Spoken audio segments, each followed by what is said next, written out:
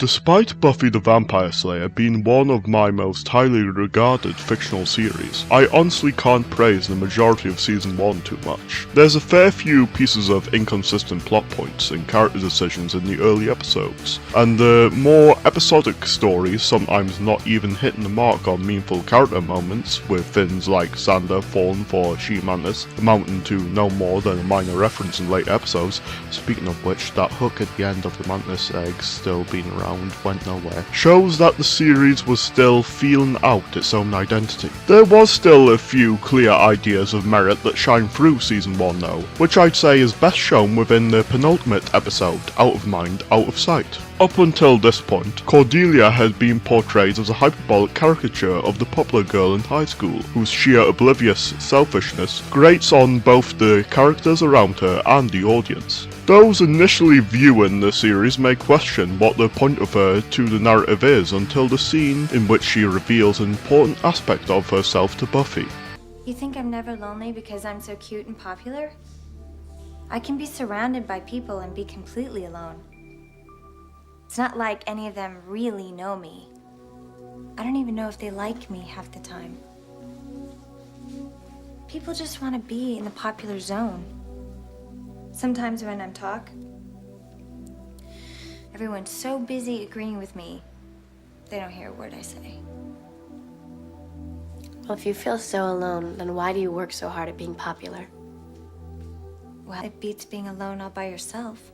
Now, the idea of a popular high schooler having more depth or insecurities than you'd expect of the stereotype is far from a revolutionary idea, both at the time and now, but this does hint at one of the most abundant ideas within Buffy's following seasons, being that there is far more to its cast than their initial portrayal, as well as Joss Whedon presenting insight on thoughts of conformity and depression that permeate just as much throughout the series' entirety. Obviously, Cordelia seen the personality she puts on as a necessity to remain popular and thereby trapped by it makes her more than a stereotype. But it's how this is handled going forward that truly defines her as a three-dimensional character. From the simple idea of a popular girl not being able to step out of her stereotype to maintain her status as a premise, we get such surprising yet consistent character turns as her developing an attraction for Xander, partially due to him being the opposite of such conformity and unashamedly expressing himself as he wants, or seeing at the end of Season 3 and her stay on Angel, how her character reacts and changes when her family money that keeps up her personality and her place in her clique is gone.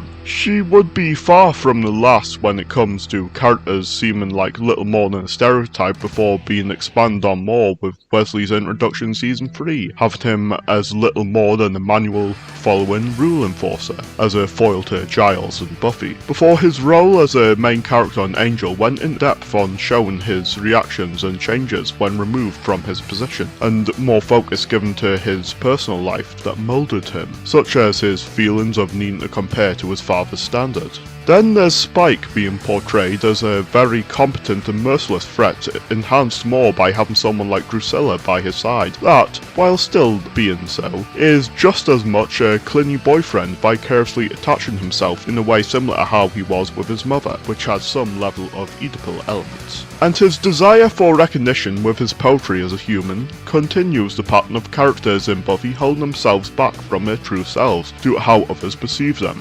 You may say the poetry is something exclusive to Spike with Soul, but his musical taste is very much on songs with similar structure to poems. Yes, I just did compare the Sex Pistols to poetry. Cordelia's revelation in Season 1 also showcases ideas of depression and loneliness from the position she's forced in, along with her outspoken intolerance towards the unpopular students, pointing to one of the symptoms common within women suffering from it. I have no doubt that Whedon intended this to be more than a mere nod to the condition, as this gets expanded on through more characters as the series goes on, be it Jonathan's attempted ending of his life in Season 3 coupled with Buffy's speech to him on everyone being focused on their own struggles, to Buffy having major feelings of emptiness and pushing her friends away after a revival in Season 6, as I've mentioned before. This seems to be a topic Whedon wanted to draw attention to, as an important aspect of the decisions and external attitudes of many. Ultimately, through this one scene in Season 1 of Buffy, we are given a glimpse into what the series has to offer in terms of characters evolving into what's completely unconventional for what trope they may seem to be, as well as the aspects of mental health that go along with this. Though I intended to have this video focus on Season 1,